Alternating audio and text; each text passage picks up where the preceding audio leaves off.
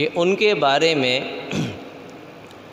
ایک یہ بات الزام لگایا گیا کہ انہوں نے اپنے دور خلافت میں اقربا پروری کی ہے۔ اقربا پروری سمجھتے ہیں؟ یعنی اپنے رشتہ داروں کو نوازنا، ان کو عہدے دینا۔ تو یہ ان کے بارے میں الزام لگایا جاتا ہے۔ دیکھیں، ایک طرف قرآن ہے اور ایک طرف ہسٹری ہے، تاریخ ہے۔ اگر قرآن اور تاریخ کا جب مقابلہ ہوگا تو ہم کس کی بات کو لیں گے؟ کیا خیال ہے؟ تاریخ کو لیں گے، قرآن کو لیں گے؟ قرآن کو لیں گے نا۔ تاریخ کہتی ہے مثال کے طور پہ حضرت عثمان رضی اللہ عنہ نے اپنے رشتہ داروں کو اپنے دور خلافت میں نوازا، عہدے دیے، منصب دیے۔ قرآن کیا کہتا ہے؟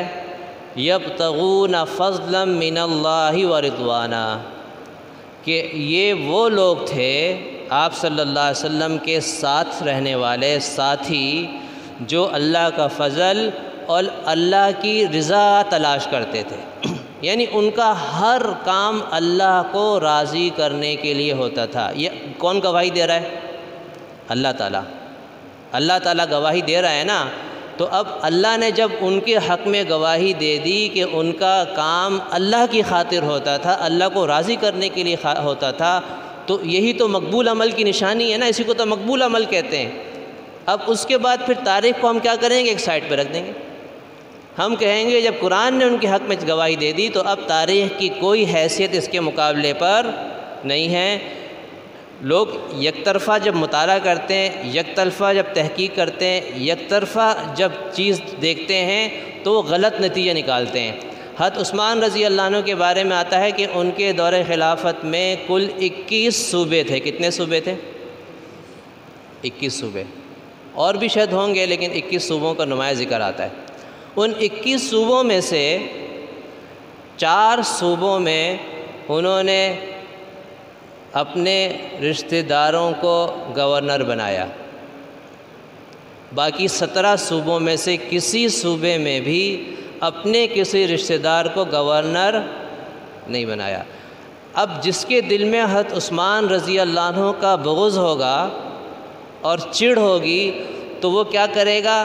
اپنی کتاب میں صرف ان 4 صوبوں کا ذکر کرے گا، باقی 17 صوبوں کا ذکر، اور اس بنیاد پر کہے گا کہ دیکھو اپنے گورنر، اپنے رشتہ داروں کو اپنے دور میں صوبے کے گورنر لگا دیا۔ ایسا ہی ہوگا نا۔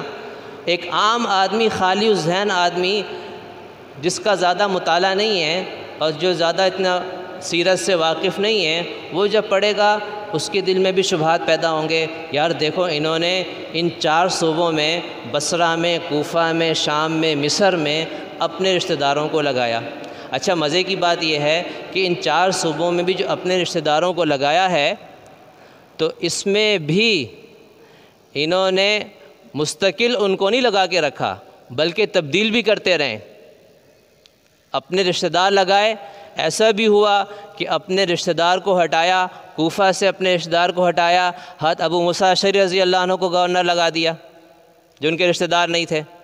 اچھا، وہ 17 صوبے ان کا کوئی ذکر ہی نہیں کرتا ہے، جس میں سے کسی ایک صوبے میں بھی ان کا کوئی ایک رشتہ دار ایک دفعہ بھی گورنر نہیں لگا۔ دوسری بات یہ ہے کہ اپنے کسی رشتہ دار کو عہدہ دینا یہ کوئی شریعت کے خلاف نہیں ہے۔ کیا خیال ہے؟ اصل اعتبار ہے اس کی صلاحیت کا۔ اگر اس کے اندر قابلیت ہے، چاہے وہ رشتہ دار ہو یا غیر ہو، اس کو لگا سکتے ہیں آپ۔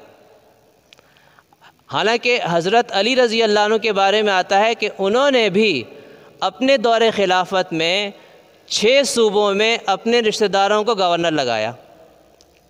اب اس کا ذکر کوئی نہیں کرتا ہے، حالانکہ ان کا بھی عمل بالکل جائز تھا شریعت کے لحاظ سے، کیونکہ وہ سمجھتے تھے کہ یہ اس کے قابلیت رکھتے ہیں، اس کی اہلیت رکھتے ہیں۔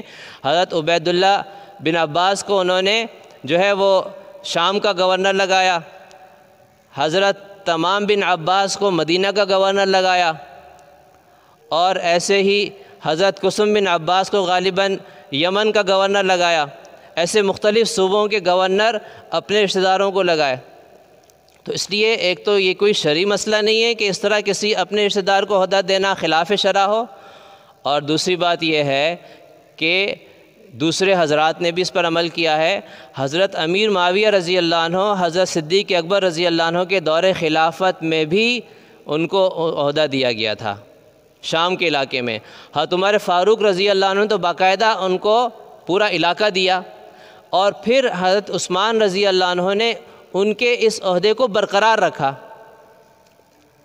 تو باصلاحیت تھے۔ اس وجہ سے حضرت عمر رضی اللہ عنہ فرماتے تھے کہ اگر کسی کو عرب کا کسریٰ دیکھنا ہو تو امیر معاویہ کو دیکھے، یعنی ان کے اندر وہ بادشاہوں والی صلاحیت موجود ہے۔